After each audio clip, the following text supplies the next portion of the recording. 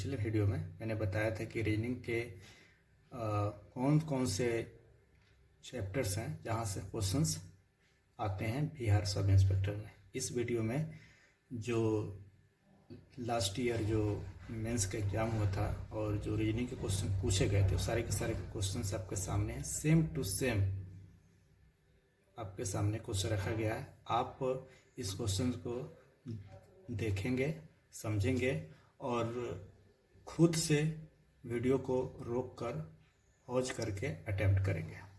आपसे छोटी सी रिक्वेस्ट है कि आप वीडियो को शुरू से अंत तक देखिएगा और वीडियो पसंद आए तो इसे लाइक, शेयर एंड चैनल पर नए हैं तो सब्सक्राइब कर लीजिएगा, बेल आइकन प्रेस कर दीजिएगा। चलिए वीडियो की शुरुआत करते हैं। पहला क्वेश्चन है, हम बात कर रहे हैं कि बिहार एसआई के रिगार्डिंग सारा का सारा क्वेश्चन पूछा हुआ है। पहला क्वेश्चन है कि एक महिला की ओर इशारा करते हुए विजय ने कहा, वह मेरे ससुर की पत्नी की इकलौती पुत्री है, उस महिला का विजय से क्या संबंध है। तो क्वेश्चन से बिल्कुल इजी है, आप जो नहीं समझ रहे हैं थोड़ा सा मॉडरेट भी कर सकते हैं, ठीक है। इजी से मॉडरेट आप मान सकते हैं, ठीक है ना। तो आप इसको पढ़ते पढ़ते में आप इसका आंसर कर सकते हैं। जैसे एक महिला की ओर इशारा कर रहा है विजय और कह रहा है कि वह मेरे ससुर की पत्नी की इकलौती पुत्री है। सिंपल है कि उसका वाइफ है। ससुर की पत्नी सास हो गई, सास की इकलौती बेटी उसकी वाइफ ही तो हुई थी। इस क्वेश्चन का आंसर वाइफ हो जाएगा। आप पढ़ते पढ़ते निकाल लेंगे। जैसे आप अगर आप ऐसे सोच रहे थे यहाँ विजय है, यहाँ पर उसका ससुर है और यहाँ इसकी सास है और इसकी एक बेटी है जो इकलौती है, तो इसका वाइफ हो गई। आप ऐसे ही बना सकते हैं, वाइफ मतलब पत्नी। अगला क्वेश्चन है, आप वीडियो को रोके खुद से प्रयास करें, ऑब्जर्व करेंगे तो आप पाएंगे कि पहला जो सीरीज है 8 है, 4 है, 6 है, 15 है, लेकिन आप दोनों का ऑब्जर्व करेंगे तो पाएंगे कि 8 से 12 हो जा रहा है। तो 12 कैसे होगा, तो 3/2 से आप मल्टीप्लाई करेंगे तो 12 हो जाएगा। देख लीजिए, हो गया ना 12। इस तरह से 4 से x, तो x का मान क्या होगा, आपको x हो या p हो या z हो, किसी का भी वैल्यू आप आसानी से फाइंड आउट कर सकते हैं। ऐसे ही इसका ऐसे कीजिए तो 6 हो गया, फिर इसका 6 है तो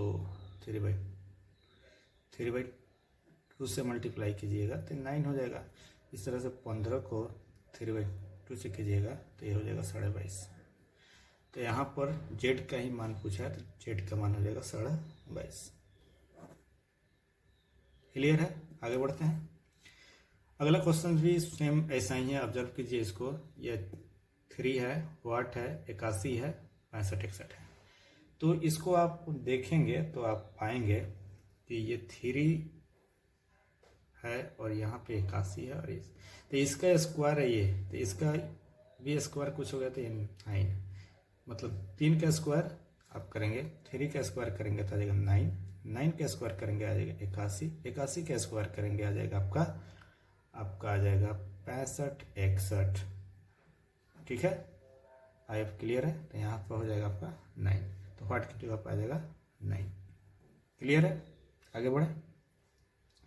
आई होप आप समझ रहे होंगे।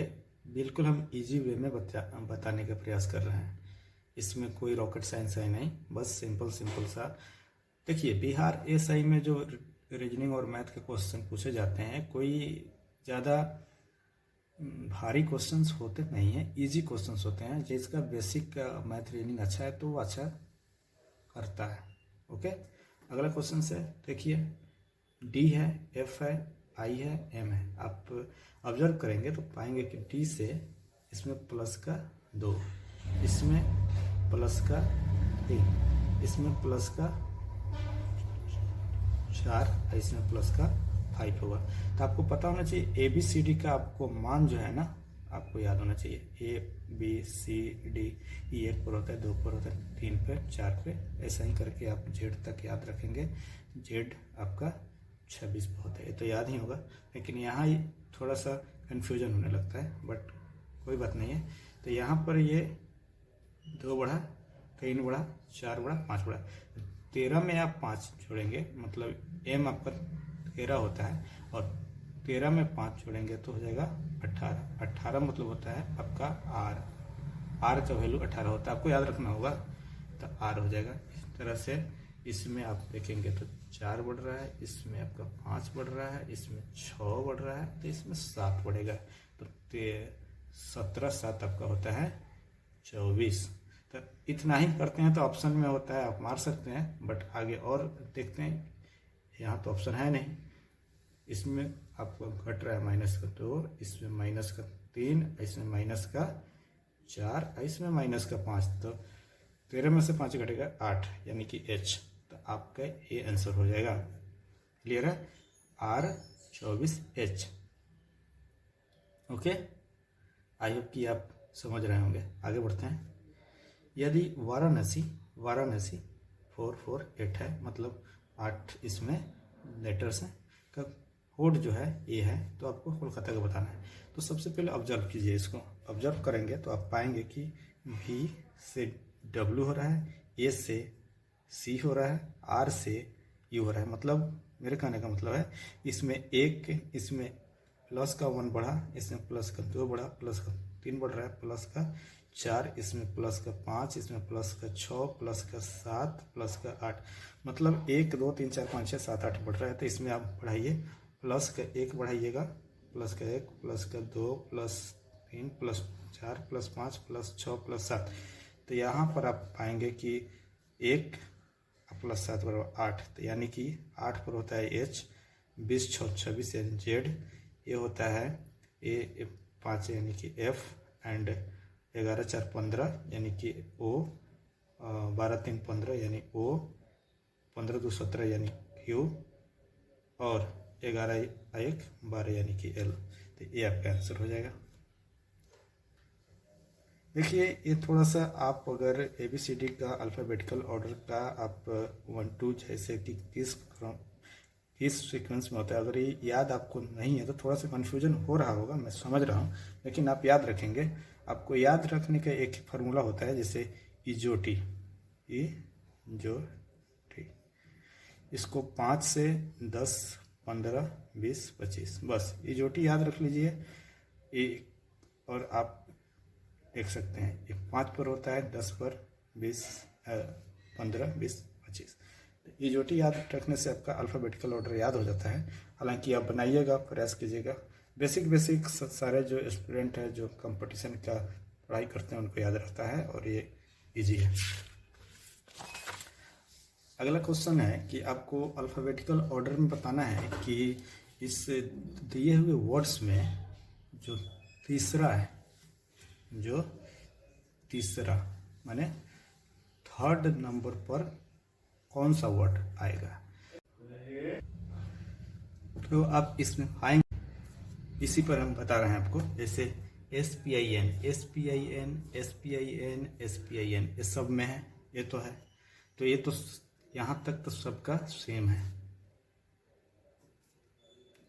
क्लियर है? अब देखिए, E है, R है, D है, L है, E है, NAT। तो आपको पता होना चाहिए, पहले A आता है, तब B आता है, तब C आता है, तब D आता है, ऐसा ही कर करके Z तक आता है।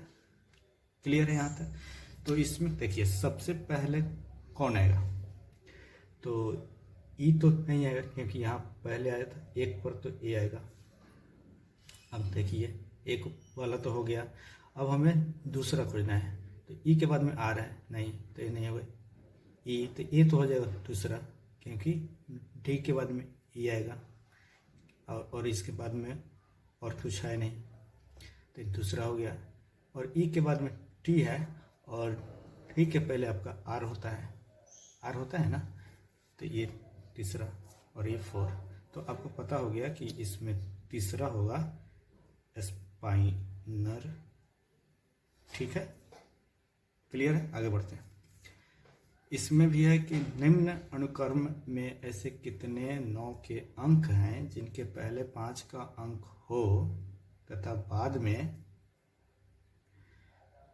3 का अंक न हो। तो यहाँ पर भी क्लियर है कि यहाँ पर बता रहा है कि ये कितने 9 हैं जिनके पहले 5 का अंक तो हो लेकिन 3 नहीं हो। इसी पैटर्न को आपको देखना है। तो यहाँ पर आइए देखते हैं।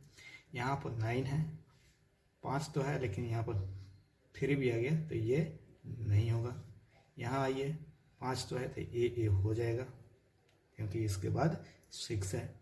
यहाँ आइए, यहाँ तो 5 नहीं है, 3 थे, नहीं होगा। यहाँ आइए तो ए भी हो जाएगा।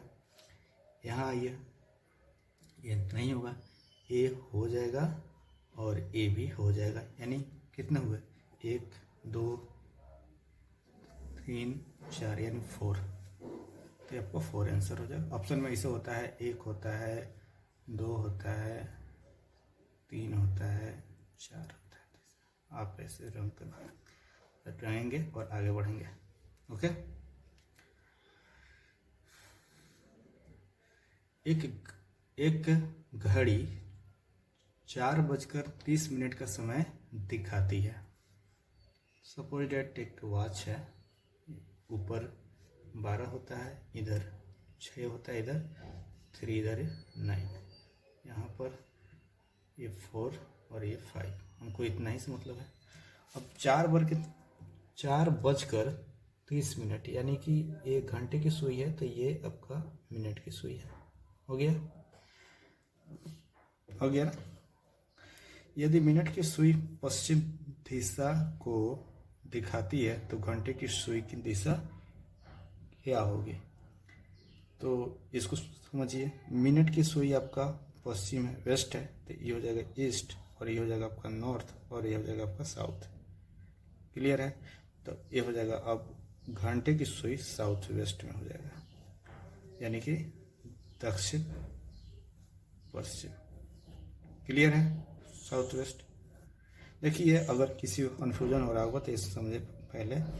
ऊपर नॉर्थ होता है, साउथ होता है, ईस्ट होता है, इधर वेस्ट होता है। इसमें सब डायरेक्शन में भी आपका नॉर्थ ईस्ट होता है और इसमें आप देखेंगे तो साउथ ईस्ट होता है, इधर साउथ वेस्ट और इधर नॉर्थ वेस्ट। क्लियर होगा? अब इस वीडियो का आखिरी क्वेश्चन है, कल से 1 दिन पहले शनिवार था। जैसे मान के चलते यहाँ पे आज है, सपोज डेट 1 दिन पहले यहाँ पे शनिवार था, तो ये आपका रविवार हो गया। तो अगला मंगलवार कब होगा? तो ये रविवार हो गया और ये सोम होगा। तो आज इसका मतलब सोमवार है, तो अगला मंगलवार पूछा है, तो यही तो हो गया। आने वाला जो कल है ये मंगलवार था। अगला मंगलवार कब होगा? तो आने वाला कल, आने वाला कल। इंग्लिश में आप इसको बोलेंगे TOMORR।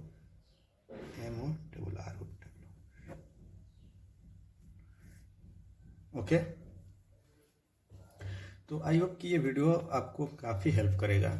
मैंने प्रयास किया है कि वो बिहार एसआई के जितने भी रीजनिंग के क्वेश्चंस हो उसको आप देखें, समझें कि क्वेश्चंस आता कैसे है और इसको कैसे इजी वे में आप बना सकते हैं। इसमें आपको क्या क्या पढ़ना है, कैसे कैसे पढ़ना है, ये आप समझें और अपना स्कोर अच्छा करें। तो अगर ये वीडियो पसंद आया है तो इसे आप लाइक एंड शेयर कीजिएगा। चैनल पर यदि नए हैं तो सब्सक्राइब कर लीजिएगा। फिर मिलते हैं। Thank you so much.